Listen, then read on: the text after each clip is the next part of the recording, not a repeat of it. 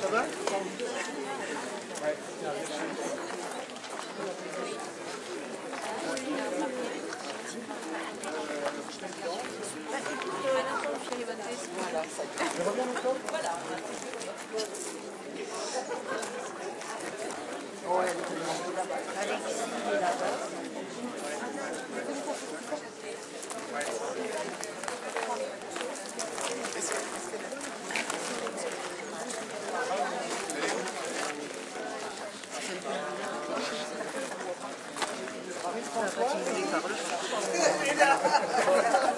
C'est beau?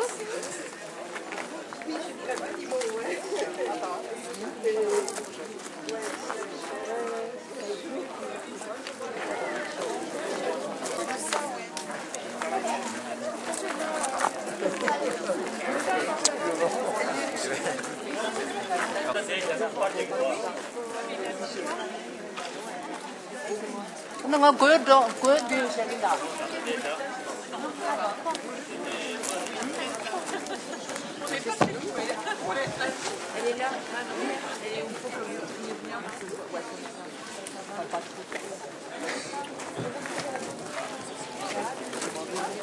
Bonjour à tous et merci à tous d'être venus. Merci en particulier à Madame Gourjat qui est députée de la circonscription, qui nous dira un petit mot tout à l'heure, d'être avec nous pour nous marquer son soutien. Puis il y a un certain nombre, enfin quelques élus de communes, en particulier de communes et parrainants des villes tibétaines que je nommerai tout à l'heure. Donc merci à eux. Merci à nos Geshe Tengue et Geshe Loden qui nous accompagnent. Donc vous savez qu'aujourd'hui on est rassemblés. C'est un jour très symbolique et important pour la lutte tibétaine. Partout dans le monde il y a des rassemblements. Et parce qu'aujourd'hui on est donc le 10 mars. Et le 10 mars c'est l'anniversaire du soulèvement de Lhasa qui avait conduit à l'exil du Dalai Lama, de son gouvernement et de 80 000 Tibétains. Donc c'était en 59. Donc depuis, tous les ans, les Tibétains en exil, et puis en exil en Inde, mais aussi en exil partout dans le monde, et commémorent ce soulèvement, puisque vous savez malheureusement, et la situation est toujours dramatique au Tibet. Cette année, il y a une grande manifestation européenne à Bruxelles. Bon, pour nous de la région, c'était un petit peu loin et compliqué. Il y a aussi une manifestation à Paris, pour les Parisiens qui ne pouvaient pas se joindre à Bruxelles. Et puis, vous savez que nous, l'Institut Vajrayogini et les autres associations membres du collectif Action Tibet Vérité, donc qui militent pour la cause tibétaine d'une manière ou d'une autre dans la région. Et on tient symboliquement à marquer ce jour. Parce qu'en fait, tant qu'il y aura des gens qui se réuniront et qui penseront qu'ils feront des choses pour les Tibétains, le Tibet continuera à avoir un espoir. Mais si jamais un jour il n'y a plus personne, et je ne sais pas comment les Tibétains là-bas pourraient continuer leur lutte. Donc c'est vraiment important, et même symboliquement, d'être présent. Et ce qu'on fait tous les ans le 10 mars, et c'est que, vous savez, auparavant, c'était Sa Sainteté le Dalai Lama qui était le chef temporel des Tibétains, et donc il faisait une déclaration tous les 10 mars qui faisait un petit peu le point sur la situation, sur l'année passée, sur les espoirs, etc. Et l'année dernière, il y a 1 an et demi, je crois, et Sa Sainteté, ça faisait longtemps qu'il le demandait aux Tibétains, a dit que ce serait mieux que le pouvoir revienne, que lui renonçait à tout pouvoir politique, que gardait son rôle de chef spirituel, mais qui renonçait à tout pouvoir politique. Et donc c'est maintenant le Premier ministre qui est élu par le Parlement tibétain en exil et qui est le chef politique des Tibétains.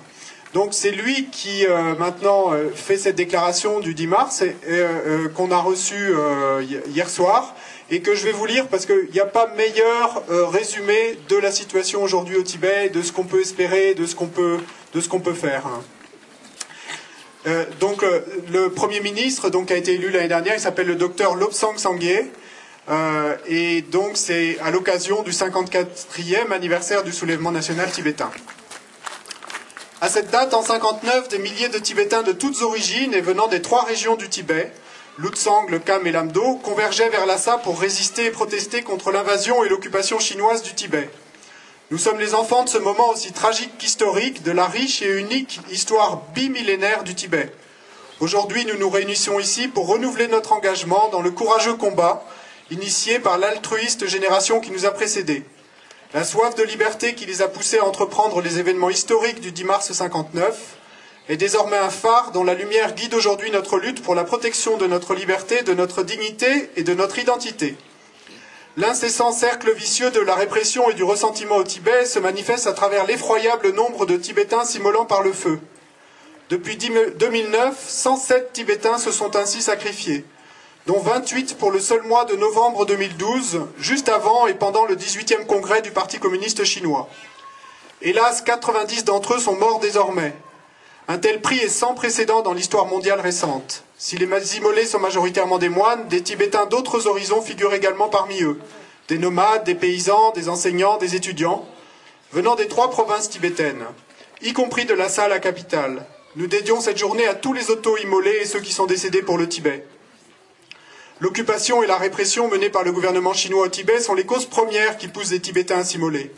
Les Tibétains subissent et constatent l'assaut continuel de la Chine sur la civilisation tibétaine, sur son identité et sa dignité même. Ils éprouvent un profond ressentiment envers la diabolisation chinoise du Dalai Lama. Ils s'alarment face au flot de colons chinois qui arrivent au Tibet, investissant les emplois, la terre et l'avenir même des Tibétains, et ce faisant transformant les villes tibétaines en enclaves chinoises. Ils s'opposent aussi au déplacement de centaines de milliers de nomades des pâturages vers des ghettos permanents, réduisant des familles jusque-là autosuffisantes à la pauvreté. Ils sont témoins d'activités de développement de type colonial, envoyant les ressources naturelles tibétaines dans les mâchoires d'une Chine affamée à hauteur de milliards de dollars. Ces politiques pourraient donc mener à conclure que la Chine veut le Tibet, mais pas le peuple tibétain. Pourtant, lorsque les Tibétains répondent à ces violations, ne serait-ce que par le biais de protestations la plus légère, ils encourent un emprisonnement prolongé, la torture, l'humiliation publique, voire la disparition entre les mains des forces de sécurité. L'interdiction de manifestations pacifiques et la dureté des sanctions forcent les Tibétains à l'immolation. Certains Tibétains préfèrent la mort au silence et à la soumission au gouvernement chinois. Les récentes tentatives par les autorités de criminaliser les immolés et de persécuter leurs familles et leurs proches via des jugements fantoches vont immanquablement prolonger le cycle des immolations, de la persécution, générant encore davantage de sacrifices humains. Par le biais de divers médias, le Kachak, c'est le Parlement tibétain en exil, lance des appels réguliers et tente de catégoriquement dissuader les Tibétains du Tibet de s'immoler en guise de protestation. La vie est précieuse et nous ne souhaitons pas que des êtres humains meurent de telle manière. En tant que bouddhistes, nous prions pour les âmes des défunts. En tant que Tibétains, notre mission sacrée est de soutenir les aspirations des Tibétains du Tibet, le retour du Dalai Lama au Tibet, la liberté et l'unité des Tibétains. Que la Chine cesse enfin son intransigeance dans sa politique tibétaine et respecte les aspirations des Tibétains est la seule manière de mettre un terme à cette situation grave et brutale. Le Parlement tibétain est pleinement engagé dans la voie du milieu qui prône une autonomie réelle pour les Tibétains afin de résoudre la question. Le Dalai Lama a démontré que c'est l'approche la plus viable et la plus durable. La voie du milieu reçoit également le soutien des Tibétains du Tibet de la diaspora, de même qu'elle a acquis celui d'importants gouvernements étrangers, de dirigeants internationaux et de lauréats du prix Nobel. De surcroît, elle a reçu un écho auprès d'un nombre croissant d'intellectuels, de spécialistes et d'auteurs chinois. Actuellement, le Parlement tibétain espère que les nouveaux dirigeants chinois verront dans cette pragmatique approche politique, liant les intérêts tibétains et chinois, une issue gagnant-gagnant. En 2002, la reprise du dialogue entre les dirigeants tibétains et chinois a laissé les Tibétains espérer une résolution pacifique. Malheureusement, cet espoir a été ébranlé par l'impasse actuelle dans laquelle se trouve le processus de dialogue. Le problème du Tibet n'est ni constitutionnel ni institutionnel pour le gouvernement de la République populaire de Chine.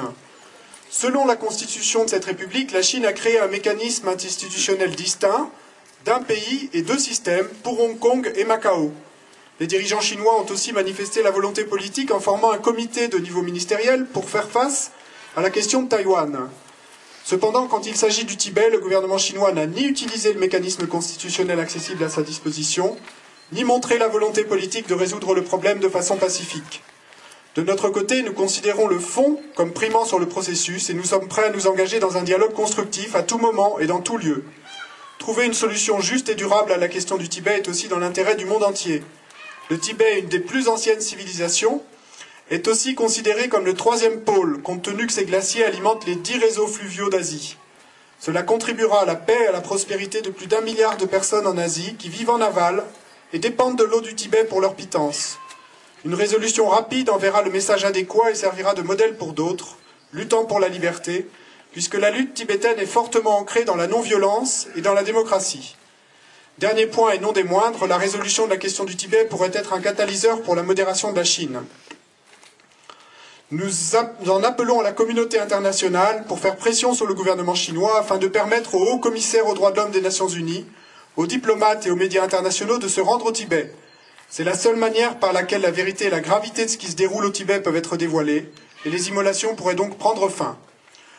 Le Parlement tibétain a déclaré 2013 année de solidarité avec le Tibet. Chacun des nombreux événements sont organisés de manière pacifique, légale et dans la dignité. À Bruxelles, donc, aujourd'hui, il y a un rassemblement européen de solidarité pour le Tibet.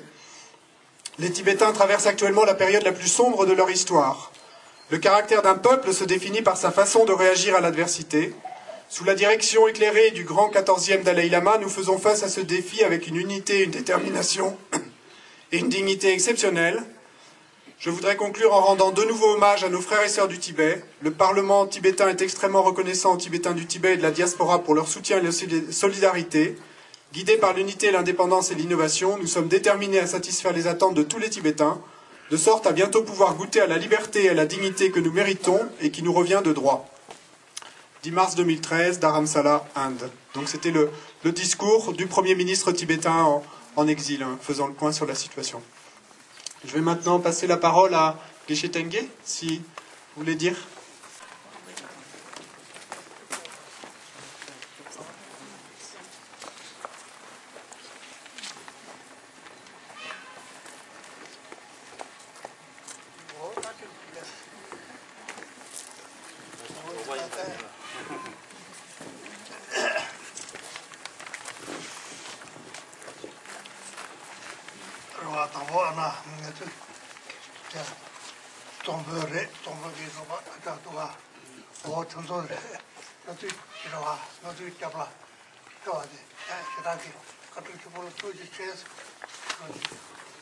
Tout d'abord, Geshe Tengela voudrait remercier beaucoup pour vous tous, et particulièrement Madame la élue, et aussi le maire et Jean qui sont là pour nous soutenir, pour rester derrière nous, pour votre soutien. Donc pour cela, Geshe la souhaite vraiment pour vous dire un grand merci.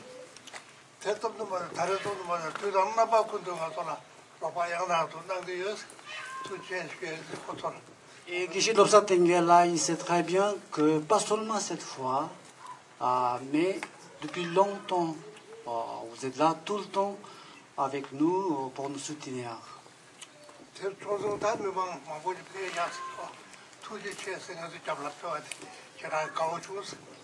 Geshe Tengela répète encore une fois de vous dire un grand merci pour votre soutien et aussi il renouvelle la demande de Geshe la pour continuer de soutenir encore plus.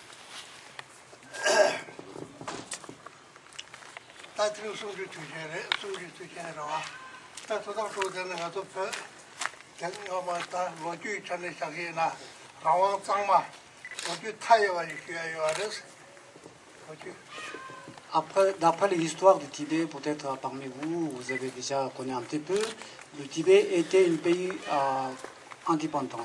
Il y a une histoire, il y a une preuve pour dire que le Tibet est indépendant.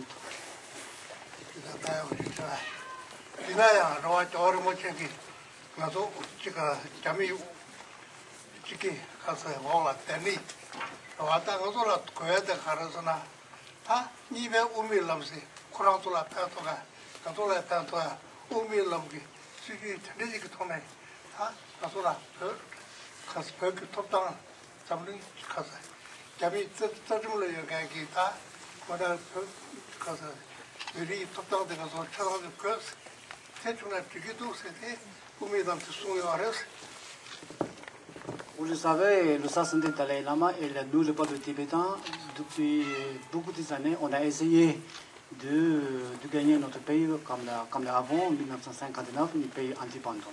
Mais la situation dans le monde, ça change.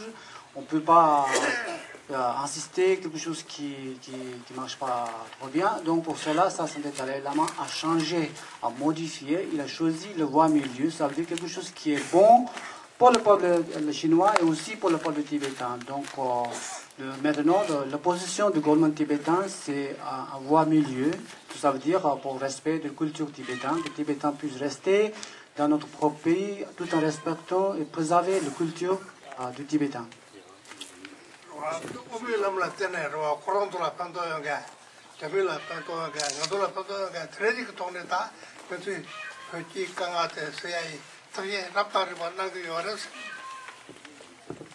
Et cette proposition est basée sur la constitution chinoise, qui est quelque chose marqué, écrit dans la constitution chinoise pour que ça existe, l'autonomie et la voie milieu. Donc c'est quelque chose qui est bénéfique pour les deux côtés.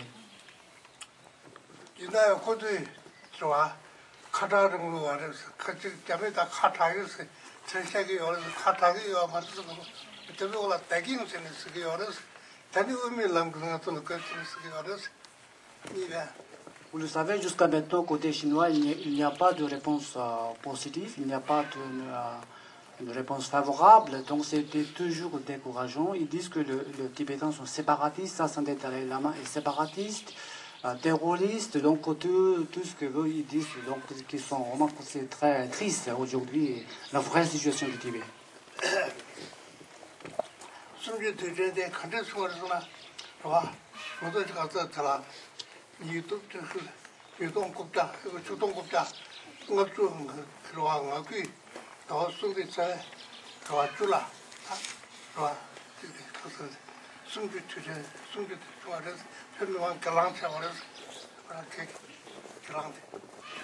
Le Chinois a commencé à arriver au Tibet bien avant 1959. Ils ont commencé petit à petit à envoyer le Tibet.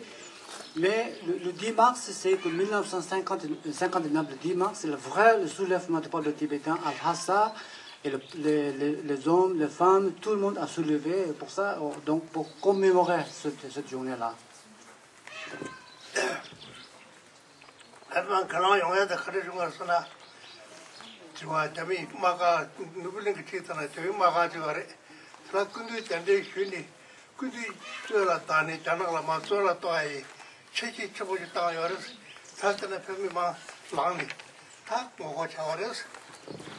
En fait, le 10 mars, c'est une journée là où le Chinois, à côté du palais de Dalai Lama Nobunaga, il y avait un camp important militaire. Donc le Chinois a invité Dalai Lama dans ce camp pour voir un spectacle, soi-disant. Et donc le peuple tibétain sont doutés, ils ont pensé que peut-être c'est pour amener Sassanté Dalai Lama à Pékin. Donc pour ça, le peuple tibétain, ils ne sont pas d'accord, ils sont soulevés, tout le monde sont rassemblés devant le palais de Potala pour empêcher Sassanté Dalai Lama d'aller dans ce camp militaire.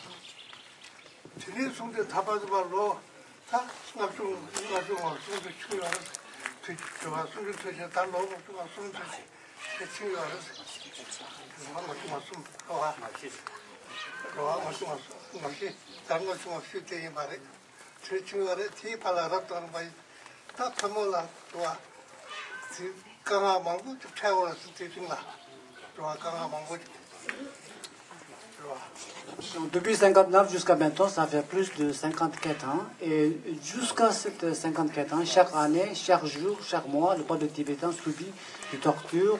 Il n'y a pas de liberté, de droits de l'homme. Donc, cela dit qu'il y a beaucoup de souffrance au Tibet.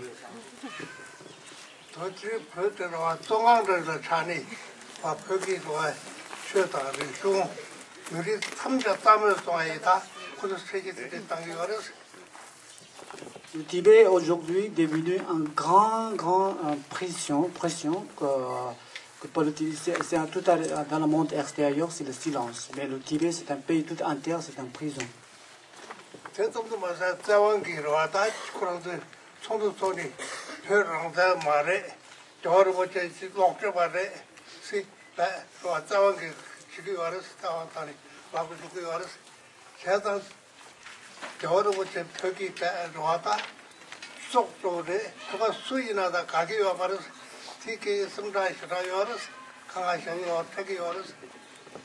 Donc Geshe-la a dit que le politique du gouvernement chinois, c'est pour effacer complètement la culture tibétaine, le pas de tibétain, pour une génocide totale au Tibet.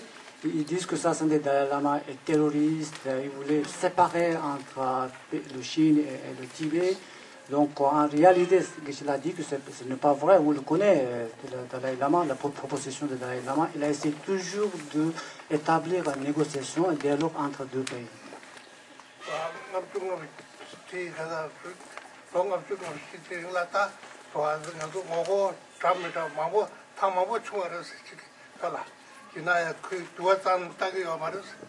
Vous le savez, pendant cette année d'exil, 54 ans, le peuple tibétain a essayé de plusieurs manières basées sur la non-violence.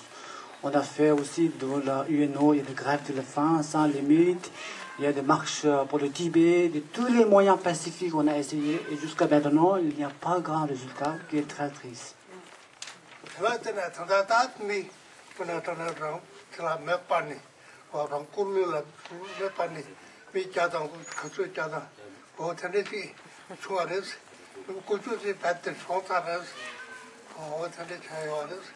Vous savez, nous sommes aussi l'être humain, comme tous les moyens, ça ne marche pas. On a fait tout le mieux que possible. Sasande Dalai Lama, il a vraiment essayé tous les moyens, pas le Tibétain a essayé tous les moyens, faisons différents de marches, de grève de la faim, ou envoyer des milliers de lettres, les pétitions, de signer.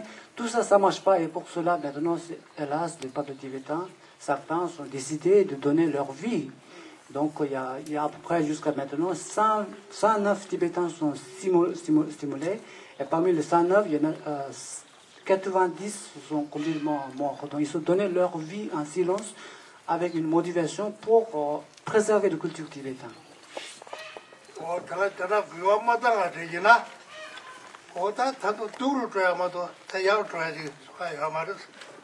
Je l'ai dit que si le gouvernement chinois ne change pas leur position, s'il n'y a pas de progrès, je pense que ça va dégénérer.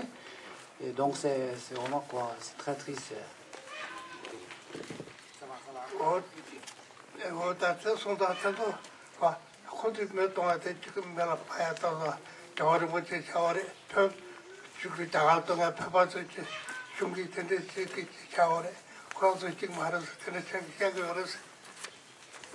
S'il y a des simulations, le gouvernement chinois dit que c'est le Dalai Lama qui a provoqué, c'est le Tibétain exilé en Inde qui a créé cette condition.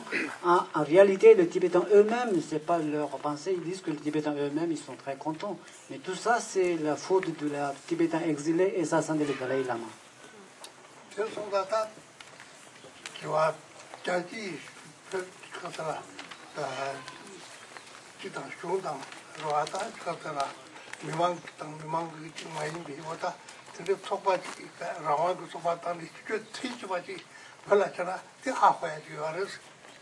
Donc Geshe-la il insiste de dire clairement, ils disent que ce n'est pas du tout vrai que c'est à cause de Dalai Lama ou pas de Tibétain. C'est vraiment que ça vient d'eux-mêmes. Là. Et le gouvernement tibétain, la position, c'est on demande de ne pas le faire ça, parce que déjà nous ne sommes pas nombreux. Et chaque Tibétain, c'est précieux, c'est comme tous les êtres. Donc ce n'est pas la position de le gouvernement du Tibet.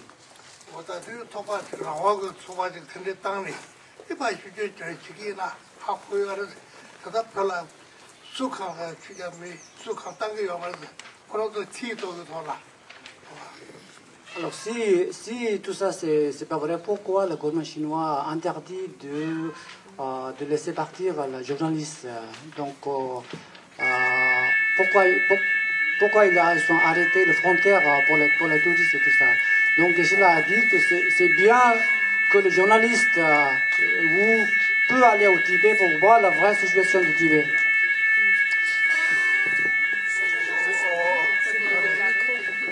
C'est une fausse alarme, hein, rassurez-vous, c'est juste la fumée dans la cuisine.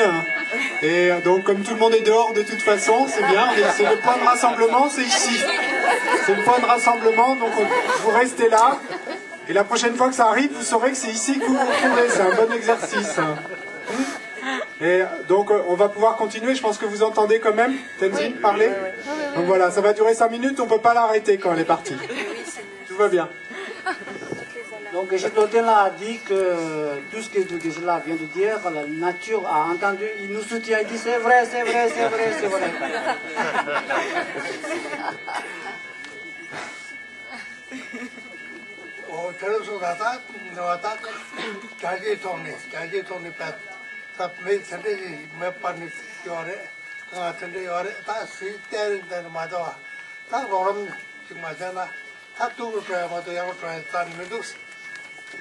Donc Gisela a dit que vous savez, maintenant, chaque jour la situation devient pire, plus mauvais en mauvais. Et pour éviter cela, on a besoin d'un soutien concret de communauté internationale. Et aussi, d'autre part, il faut faire un soutien très actif qui est très important. Sinon, ça va encore dégénérer.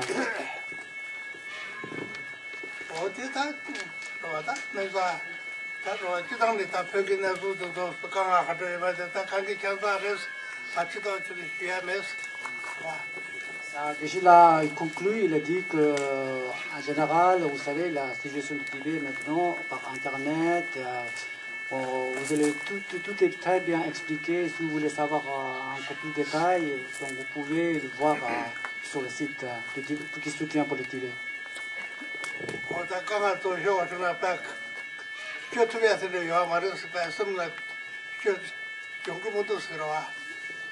Si on dit tous les problèmes, toutes les souffrances subies par le peuple tibétain au Tibet aujourd'hui, Gisela il dit qu'on a besoin des mois et des mois pour finir.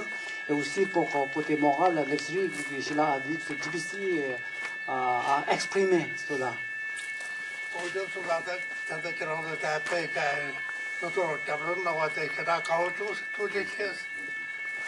Et Gisela, il est particulièrement très heureux pour voir vous tous ici avec les drapeaux du Tibet. Et il vous renouvelle votre soutien.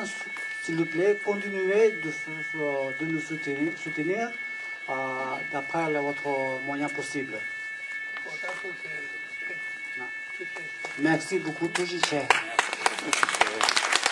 Alors, tout d'abord, bon, en toute modestie, c'est émouvant de parler en ce jour-là, d'accord. Et bon, moi, ce que je vous invite, bon, moi, je suis maire adjointe, donc ça peut être été un peu plus facile sur ma commune, puisque c'est moi qui l'ai amené, mais ça a été un long cheminement, on y a réfléchi, et ça a été voté en conseil municipal à l'unanimité. Donc, franchement, je vous invite à démarcher vos élus, parce que les gens sont sensibles, ont besoin de cette ouverture sur le Tibet, mais aussi sur le monde. On n'est pas... Voilà, on a besoin de s'intéresser aux autres.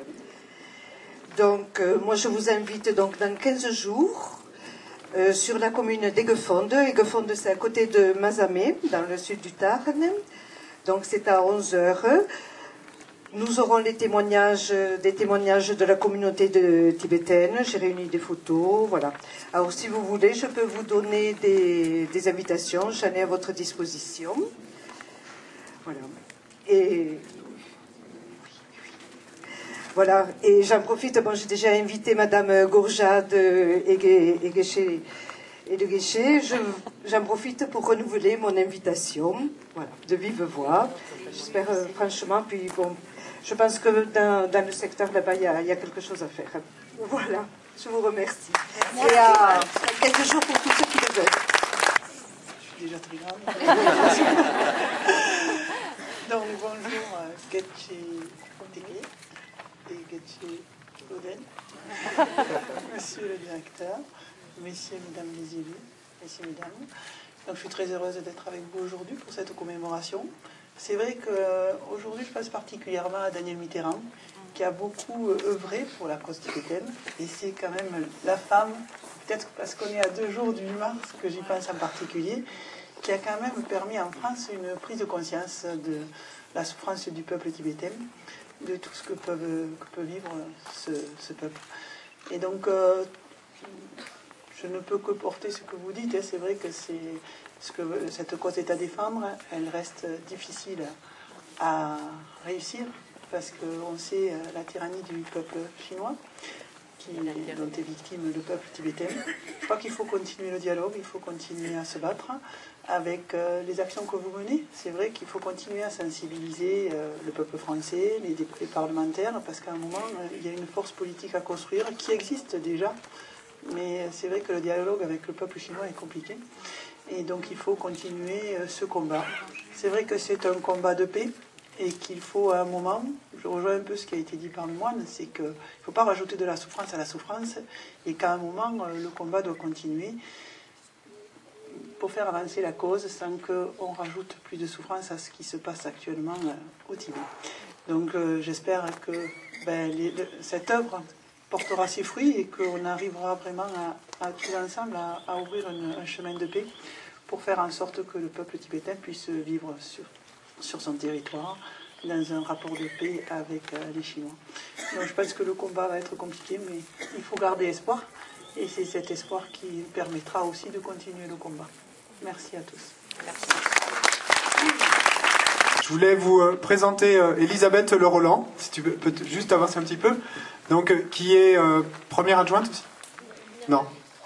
Troisième adjointe, mais à Manduel, qui est une commune de l'Hérault, du Gard. Donc, Manduel a aussi parrainé une ville tibétaine. Donc, si vous voulez savoir comment vous y prendre pour convaincre vos maires, etc., vous pouvez aller voir Elisabeth, ou vous pouvez aller voir Emmanuel. Tu peux lever la main, ouais, qui est maire adjoint à Marzins, et donc qui a aussi été un petit peu notre contact, et par l'intermédiaire de qui on a pu et faire voter aussi à l'unanimité. Je crois dans la plupart des conseils c'est comme ça que ça se passe, et à l'Avor c'était aussi à l'unanimité. Et donc la délibération officialisant le parrainage.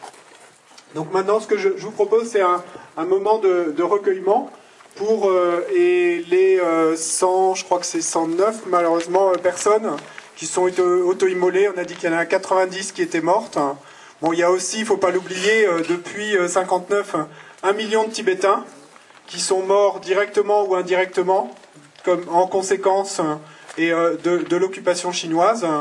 Et donc, ce que je vous propose, c'est que les quelques Tibétains qui sont là vont aller juste autour du stupa, avec dans les mains des photos. On a mis aussi des photos de certains des immolés sur le stupa.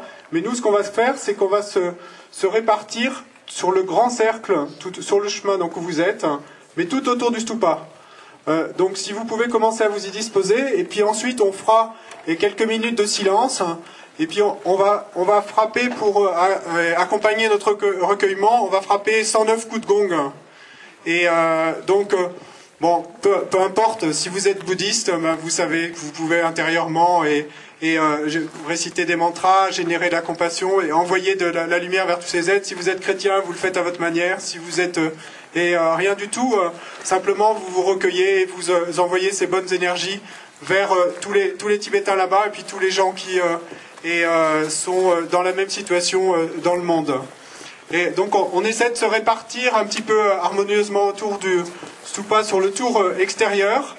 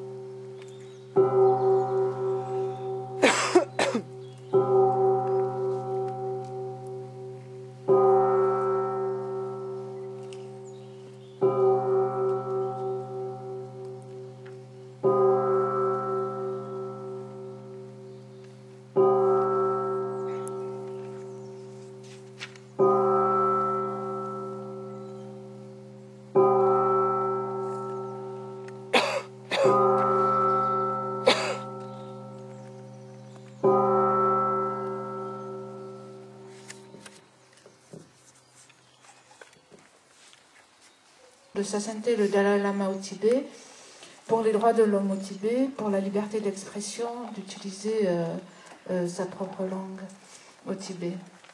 Et donc nous pouvons en prier pour que ces buts se réalisent en faisant ces manies et donc en nous adressant au Bouddha de la compassion.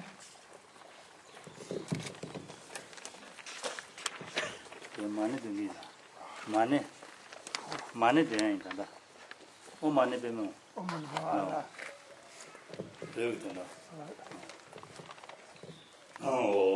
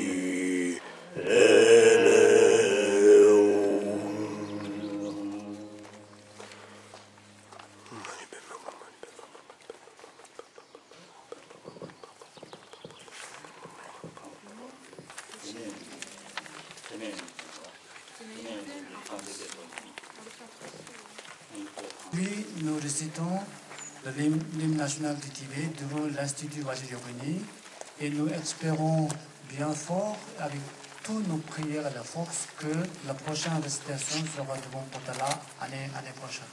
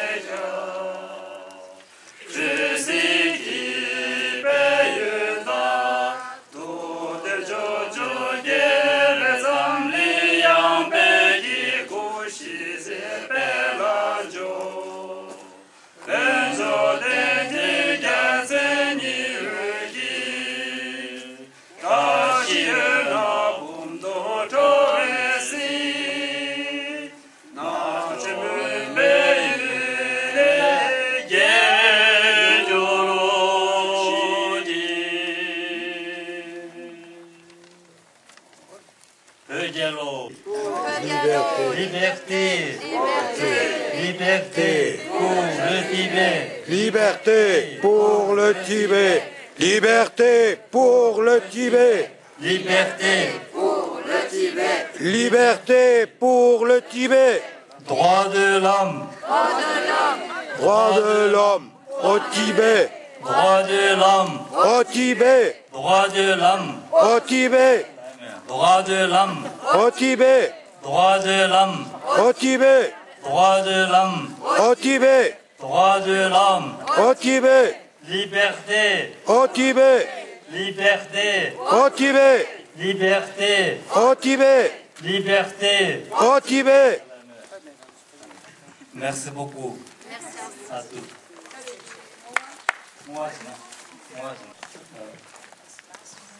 Oui, maintenant on fait les dédicaces, hein, pour que le suprême esprit d'éveil se développe et pour la longue vie de Sa Sainteté le Dalai Lama.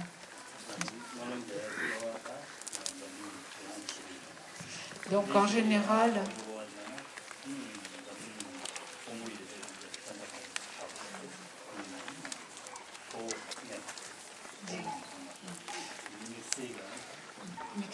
donc en fait, oui, on fait toujours la dédicace pour que l'esprit d'éveil, la pensée altruiste qui veut être bénéfique à autrui se développe. Mais bon, donc comme le dit Geshe-la, ce qu'on veut en fait, le but ultime, c'est le principal, c'est la paix dans le monde. Et pour que la paix règne dans le monde, ce qui est très important, c'est que les dirigeants du monde aient un bon cœur. Et donc on prie principalement pour que on dédie donc l'énergie générée par cette cérémonie pour cela, pour que le bon cœur, la pensée altruiste voit le jour et se développe dans l'esprit de tous les dirigeants de ce monde pour que la paix règne sur le monde.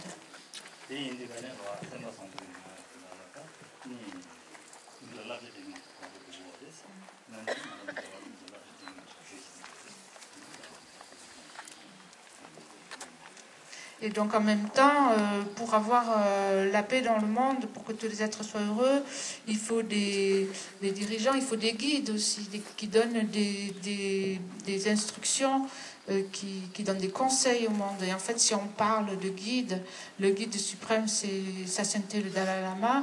Et donc nous dédions aussi notre bonne énergie pour la longue vie de Sa Sainteté.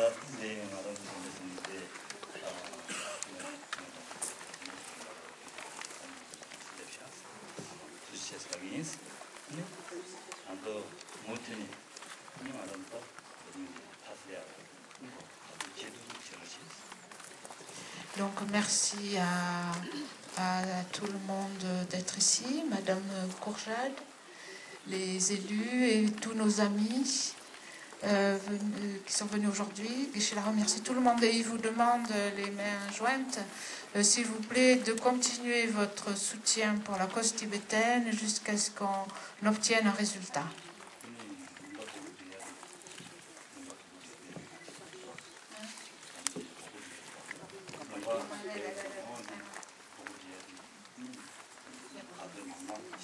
Et c'est important d'essayer de développer les parrainages et d'en avoir autant que possible. Et donc si vous pouvez aussi faire des efforts dans ce sens, c'est très bénéfique pour parler du Tibet, pour la cause tibétaine. Merci. Merci beaucoup.